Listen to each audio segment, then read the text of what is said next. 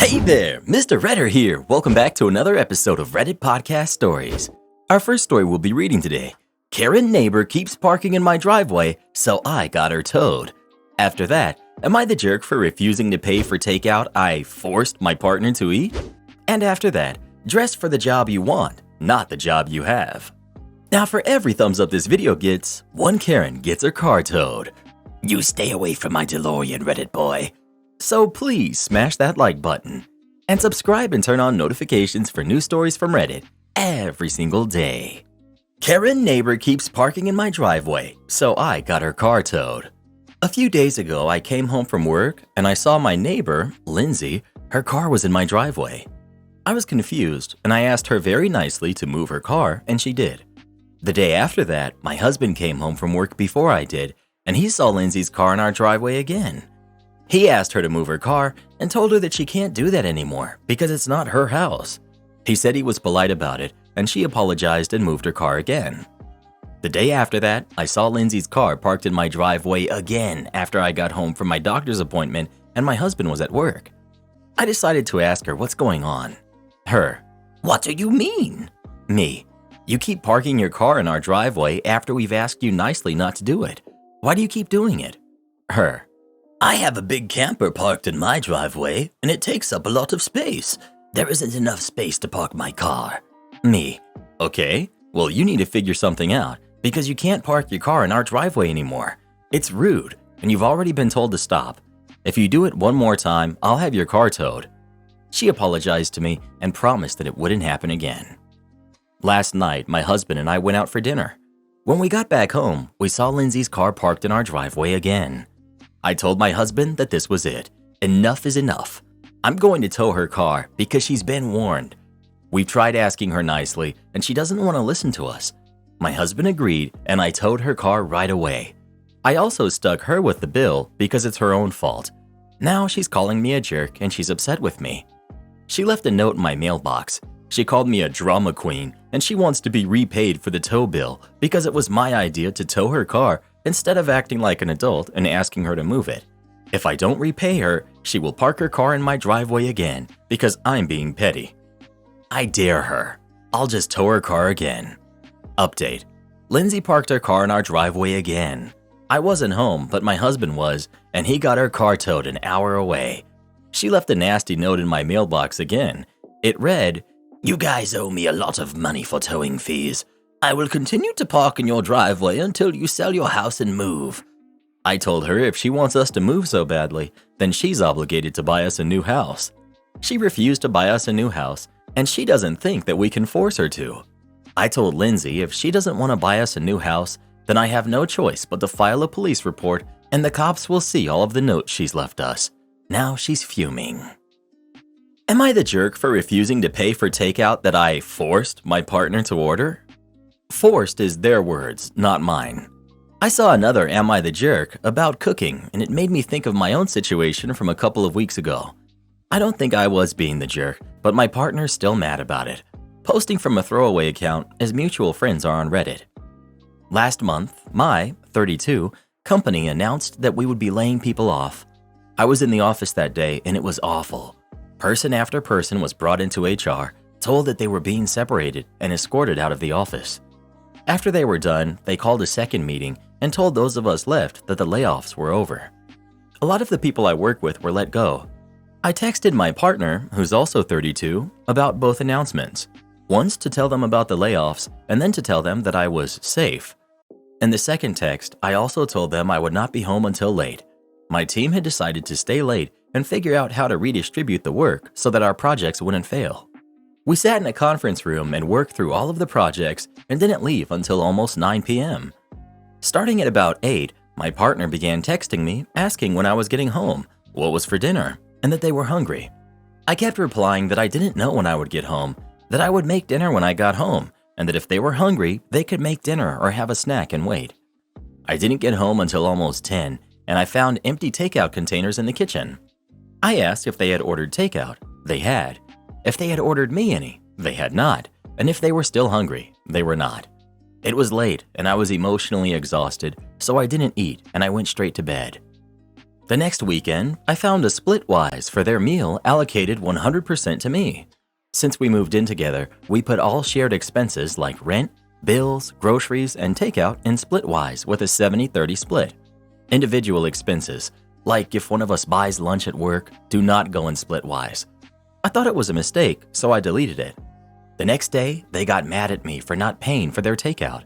According to them, it's my job to make dinner, and my staying out late meant I didn't have dinner ready in a reasonable time.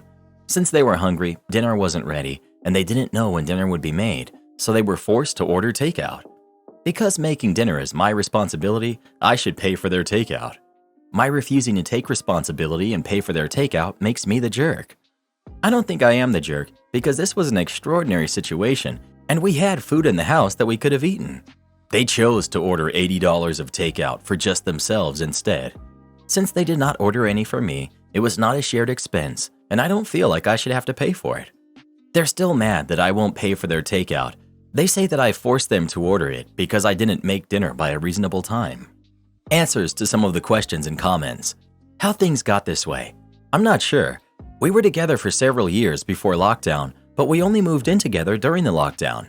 When we were both working from home, we split chores and cooking equally. My partner had to go back to the office about 6 months before I did. Once they started going back to the office, they asked me to make dinner since I was home all day. Going back to the office was really stressful for them, so I wasn't fussy about it. Plus, I only have to go in 3 days a week, so on days I'm working from home, I have time after work to cook, pick up the place, etc. Somehow it turned into cooking dinner is my job, even after I had to go back to the office. I don't mind because I usually enjoy cooking, so I do the cooking, the grocery shopping, and the kitchen cleanup. They generally text me when they leave the office so I can have dinner and a clean house waiting for them when they get home. Has this happened before? No. Questions about the takeout. The takeout they ordered was sushi, which can be very expensive. I don't know why they didn't order any for me also, as I love sushi, but I'm guessing it was because sushi is really expensive and maybe they assumed I would eat at work. Why we're together? We're together because we love each other and we have a great time together. They're usually really empathetic, but I know work has been stressful for them as they work in accounting and it's tax season. Why the 70-30 split on bills? When we moved in together, I made slightly twice what they made. We agreed to split all shared spending proportionately. No, we don't have any kids. And finally, I find it weird that everyone is assuming I'm female and my partner is male. I kept this gender neutral for a reason, and I'm not going to change that. I will say that at least half of the assumptions on gender are wrong. Why are you with this person? A compassionate partner would have made you dinner since you had such a difficult day, not whine and moan because you didn't get home at your normal time to cook for them. Not the jerk. Not the jerk. Let me get this straight. Your partner texted you during an incredibly stressful day at work asking when you're getting home to make them dinner. Your partner ordered themselves food, but they didn't bother to order anything for you, even though they knew what you were going through at work. Your partner demanded that you pay for their takeout that they ordered and ate and didn't share with you because it's your responsibility to feed them? Why on earth are you with this selfish narcissist? Your partner should have had dinner waiting for you because of the day you had. This is mind-blowing to me. Dress for the job you want, not the job you have. I work for a family business with over 30 employees. This is a company that has friends and family members as top-tiered management and often made up rules whenever they felt like it. When new employees join the company, they sign a basic employment contract stating the compensation, benefits, and work hours. The company does not have a written code of conduct. One particular manager is a friend of the president. Let's call her Sally. Sally manages a team of 8 employees, including myself. We aren't allowed to make small talk while working, and we are required to let her know when we start taking our breaks and when we return from our breaks. Sally interjects whenever a team member is asking another team member questions because Sally is a micromanager. Sally also makes us come to work early once a week for 30 minutes, unpaid, so that she can recap the previous week and often uses this time to tell us what we're doing wrong. She made it clear that this weekly meeting is mandatory. During one meeting, she brought up expectations for continued employment at the workplace. No swearing, no talking bad about customers amongst ourselves, no personal phones on desks, no music during work hours, no talking to other departments unless it's work-related, etc. Then she brought up dress code. It's important to note that we've never heard of a dress code at work, and our jobs do not require face-to-face interactions with customers. Most of our dealings are via phones or email. We may see a customer drop by once or twice a year, but most of the team members wear hoodies and long-sleeve t-shirts with jeans or leggings. I usually wear a simple top with pants with my hair neatly blow-dried. Apparently, that's not appropriate enough. Sally said we should try to dress better and more professionally to keep up with the company's image. Her sell was, "Dress not for the job you have, but the job you want."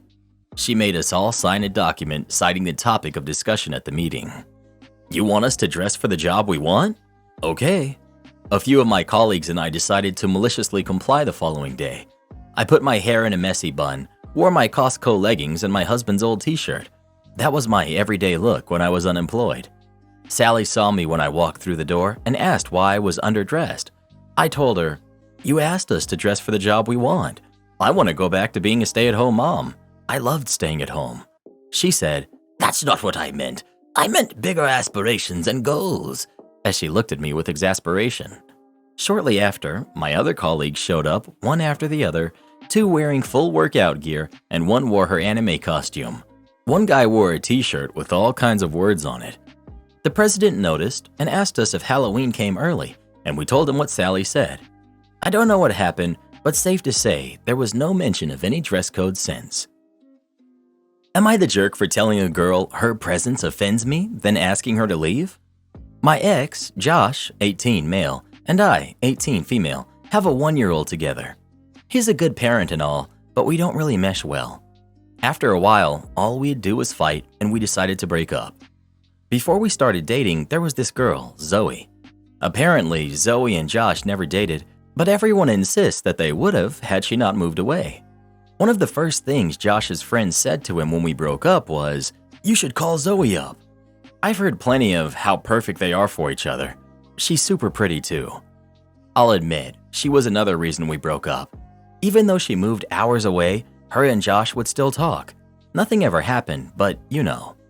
Well, she moved back into the area some weeks ago, and I haven't seen Josh this happy in a long time. Our daughter's birthday was soon, and we agreed on doing birthdays together, and Josh asked if Zoe could be there too, since all of our friends were coming anyways. I was going to say no, but I technically had no reason to. She's been super nice to me and our daughter, and it's not like Josh and I are together anymore. She came, and everyone's attention was on her. Many of them hadn't seen her in years, and well, like I said, she's very pretty. My daughter obviously didn't care, but I felt that everyone was being a bit rude. Even Josh's dad was like, "Wait, you're the Zoe?" and talked to her for ages, saying how glad he was to finally meet her. Don't get me wrong, everyone was super sweet to my daughter, and my daughter really likes Zoe, but she was the main topic the whole time. My mom noticed this too and kept trying to turn the attention to my daughter. When she gave up, I got really upset. Everyone went out to the backyard, and Josh had our daughter. Zoe stayed behind for whatever reason. She started telling me how cute my daughter is. I wasn't in the mood though, so I just replied with, "Mm-hmm." She noticed and was like, "Did I do something to offend you?" She looked at me like I was crazy, and I was so over it. I told her that her whole presence offends me and that I'm tired of hearing about her all the time. I then asked her to please leave.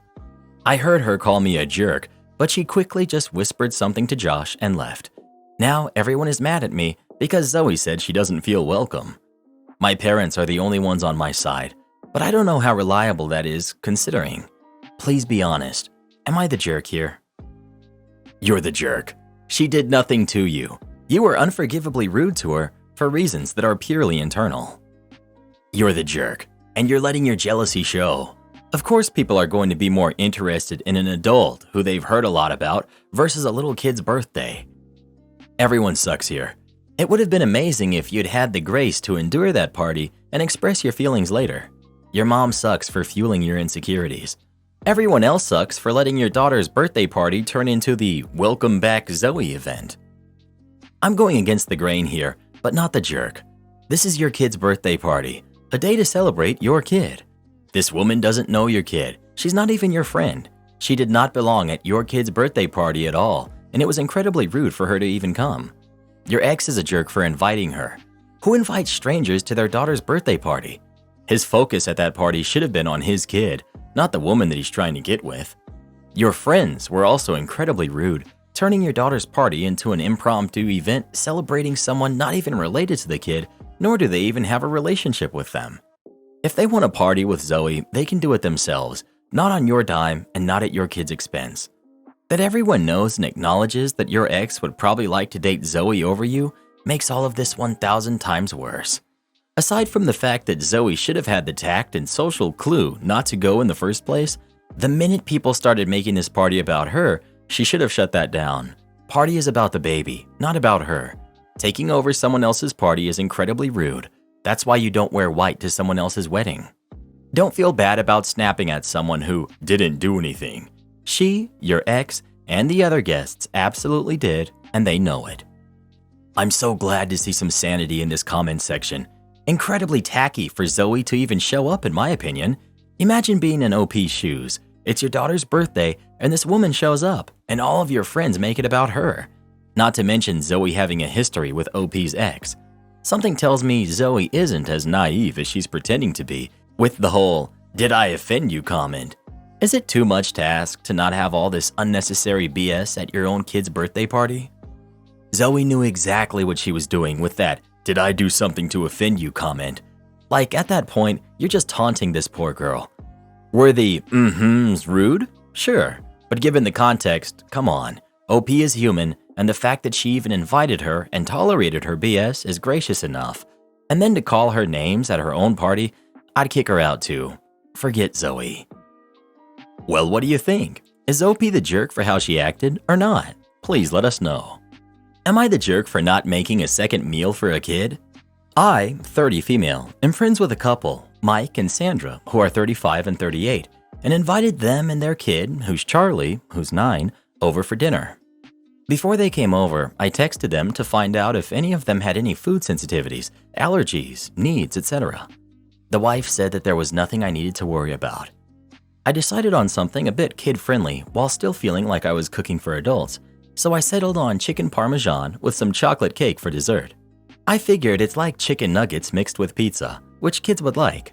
It turned out really well for someone who just started cooking like me.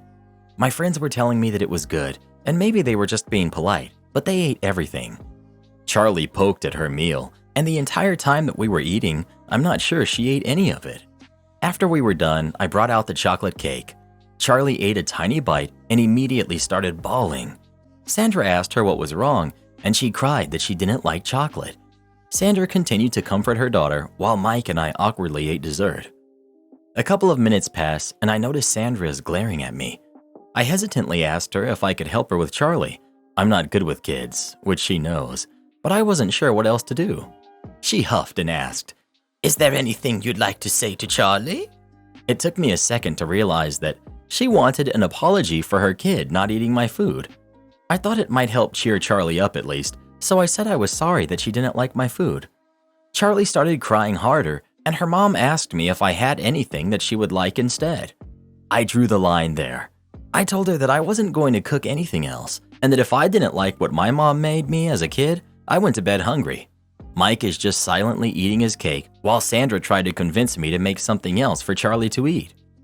I stood up from the table and asked Mike if he would like me to wrap up his cake for him to take home because the rest of his family was not apparently having a good time. I suggested that Sandra could go home and make something for Charlie to eat. Sandra scoffed at me and said something about how I was cooking tonight and she thought she could have taken the night off. I knew I was about to say something I really regretted, so I slammed my plate on the table and told her to get out. Mike seemed genuinely embarrassed as they left. I haven't spoke to any of them since, and now I'm thinking I overreacted by kicking them out of my house. Edit. This happened about 3 days ago, and I'm going to reach out to Mike today when it's not 4 a.m. Thanks for the perspective, everyone.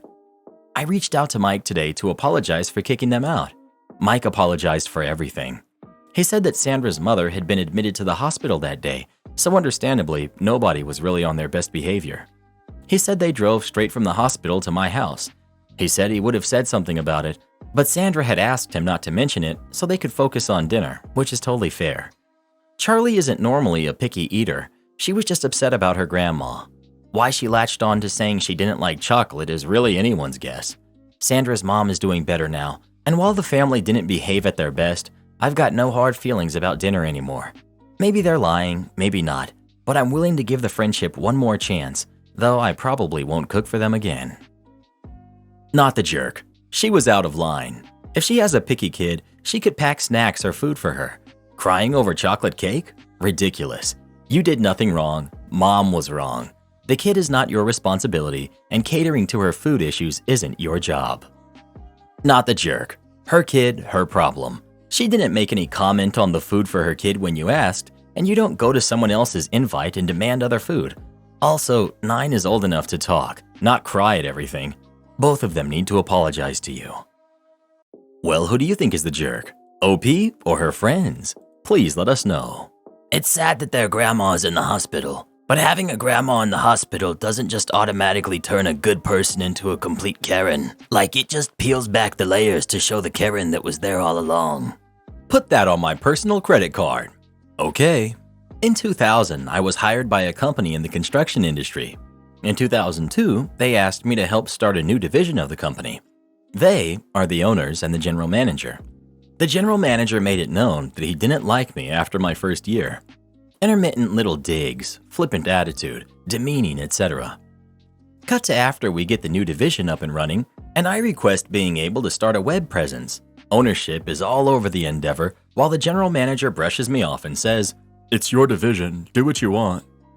My division functioned with a separate business name.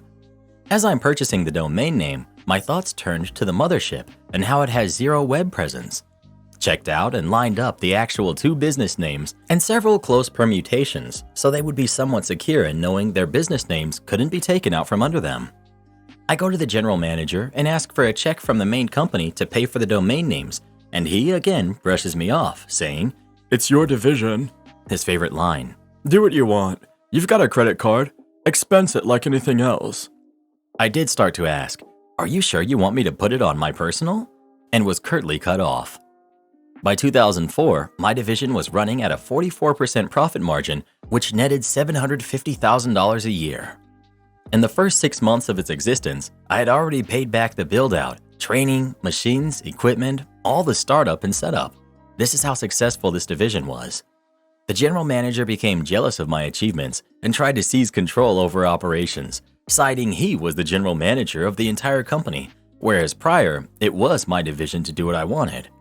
Each horn in by him, I'd deflect and defend my division. By 2005, I'd had enough and ended up quitting as I heard he was preparing to fire me to fully seize the shiny penny as his own and take all of the credit. I planned ahead, saved money, quit, and took 6 months off.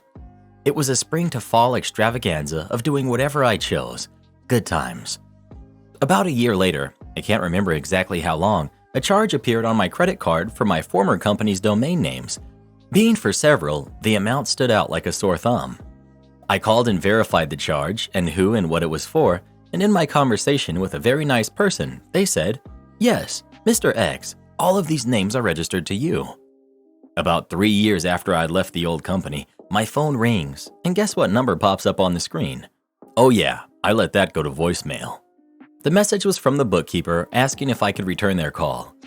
Next day, here they try again, but straight to voicemail they go. After a week of messages, they were now pleading me to call them back. I returned the bookkeeper's call. Well, the cat came out of the bag, and the main company finally decided to build out a web presence and had shelled out a ton of money to do so. Think online catalog, interactive web page, all the things we expect now, but were high-tech then, and were just coming into functional reality.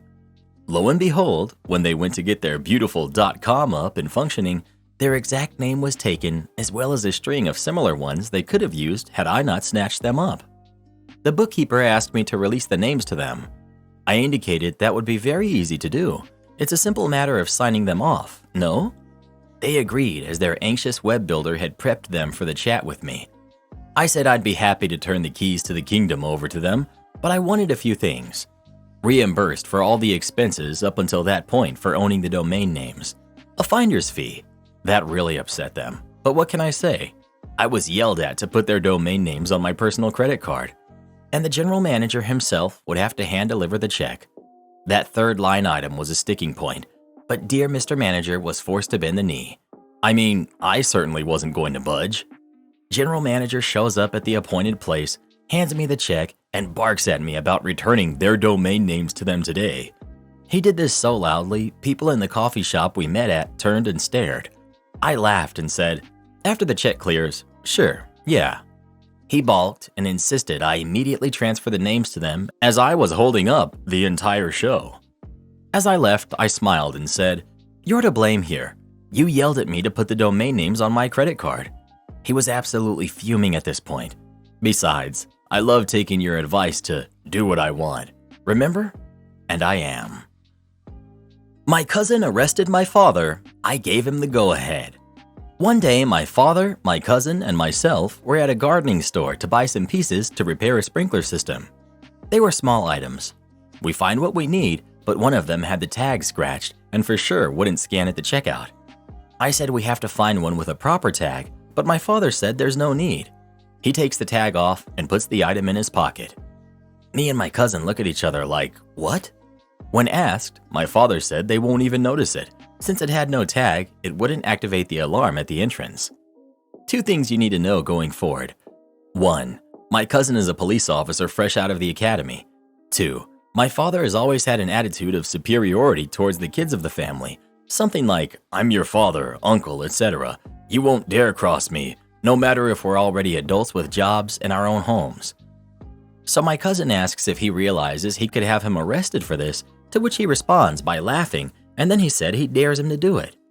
We walk towards the registers, and while waiting in line, my cousin whispers in my ear, "You know what I'm about to do, right?" To which I reply, "Yes." He waited for my father to pay for the stuff he wanted, to pay for it, and to go past the alarm sensors so that the theft would be official and not just intent. Then he started acting like police. He presented himself as an off-duty police officer, badge number, etc., loud and clear so that people would hear. Then he asked my dad to empty his pockets. A puzzled look covered my dad's face at this point.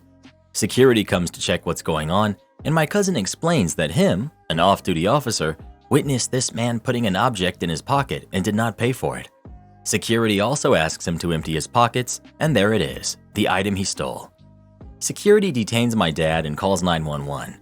Police officers came and they took my dad away after confirming the story with the security footage. He spent the night in jail and got hit with a fine. After that, he stopped acting like the king of the family's hill, and this would be something to laugh at for years to come. Am I the jerk for not lending money to my partner's family? I feel bad about this, but I don't think it's right to keep bailing them out. My partner, 24, female, and her family have always been terrible with money, spending beyond their means and never having enough for basic bills and necessities. I managed to get my partner on the right track. She now has a budget and lives to her means and finds it a lot less stressful and more manageable. However, every month for the last year, she always has to lend money to her mom, sister, and brother individually so that they can pay their bills. In my eyes, it's her money. If she wants to help them, sure. It's her family and I understand. However, it's been going on for so long that I think they rely on her and expect it from her now, so don't do anything to fix their budgets and fix their actual cause of the issues. Last month, my partner had to spend a bit more than usual because she got a flat tire. I won't bore you with the details. But anyway, her family asked her for money again, and my partner asked if I could lend it instead. I said yes, because I knew my partner was in a tight spot this month, but I told her to tell them to make a budget so they could live to their means and not rely on our money. In total, I lent out about £150 to them. I finally got this money back a few weeks ago, but it became very obvious my partner gave me it out of her budget as she was starting to struggle herself this month. I asked her about this, and she told me not to worry since I got my money. Fast forward to today, and all 3 of them are asking for money again, which shocks me because it's the middle of the month. My partner can't afford it, obviously because she had to front their £150 payment to me, and asked me again if I could lend it. This time I said no. I said if we keep bailing them out, they'll never learn. My partner begged me and said they need it for petrol and groceries, and I asked for a complete list of all bills they need to pay each month, how much they earn, and why they cannot afford such basics. My partner said she wasn't going to ask for this because it's embarrassing for them, but did say she knew 2 of them had stayed in expensive hotels for Valentine's Day and spent a fair bit of money on them. That was the final nail in the coffin for me. I said no. They're now saying that they will be unable to get to work and pay for their electric bill and car payments. I feel bad. My partner says she understands, but I know she's hurt and sad for them and doesn't want them to struggle. Am I the jerk for this? Not the jerk. Can you send them a link to money management courses? Maybe offer to sponsor them in those. But you are correct in that enabling their poor money management means that it will absolutely continue. My Karen girlfriend found out my parents are rich. Now she's mad I won't pay her medical and college debt. My family is low-key wealthy, but my parents have made sure that we are never flashy about it. We live in the same place we've lived for about 15 years, don't have flashy clothes and cars, and generally make sure we're spending money on experiences rather than objects. Cue my younger sister, who's totally spoiled and for some reason feels extremely entitled to her share of the wealth. She just turned 21, and I think part of it is her finally getting information about her trust and in general how we stand. I'm 25 and I'm the older one, so I've sort of known about all of this for a while now. Anyway, long story short, my sister ended up going car shopping with my girlfriend for expensive new cars, Porsches. My dad has not approved anything, so I don't know what she's going to do, but apparently she flashed my dad's credit card and talked up the salesman about how much money she has to spend. My girlfriend was shocked that me driving a simple, unassuming 10-year-old Lexus will have a sister throwing $100,000 at a car. We had a huge discussion and ended up fighting about it. She was shocked at roughly how much money we had and told me I was a tad selfish for not mentioning it when she had college and medical debt. Honestly, we've only been dating for 2 years, and I was thinking after about a year I would propose if things are going well and start this discussion. It's all happened a little too soon. I'm really mad at my sister and kind of laid it out on her. Told her how immature and selfish she was and how she is undoing everything our parents have worked hard for to install values in us. She told me I had to grow up and I'm a wet blanket. Am I the jerk here? Not the jerk. The biggest jerk here is your girlfriend for assuming that because you come from a wealthy family, you're obligated to pay off her debt. Is this really the kind of person that you want to have a relationship with? OP. Yeah, that kind of caught me off guard. Your parents' money has nothing and will never have anything to do with her college and medical debt. That was a strange thing for her to say.